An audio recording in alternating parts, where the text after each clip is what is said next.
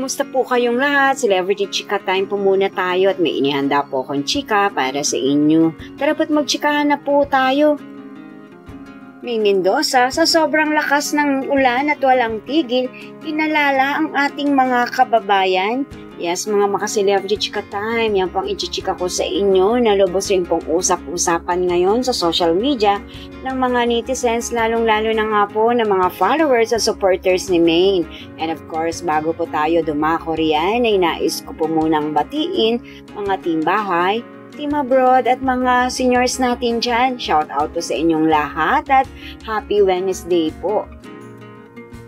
Ngayong araw nga po ng Miyerkules ay walang tigil ang pagbuhos ng ulan, kung kaya naman po ang buong Maynila at maging pati na rin po ang Central Luzon ay maraming bayan na po ang bumabaha.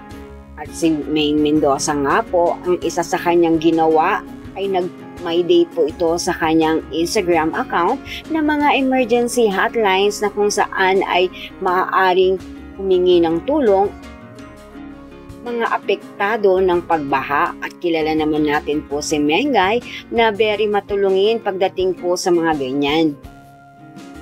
At ito pang isa nga pong ginawa ni Mengay sa kanyang Twitter account naman nga po ay nagpost po ito ng mensahe at kanyang sinabi na walang tigil ang ulan. Kumusta kayo sa lugar nyo? Stay safe everyone.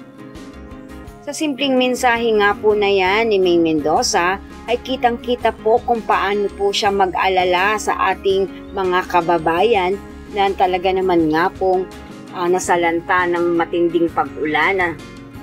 O diba, ramdam na ramdam po natin ang pagiging malalahanin ni Maine.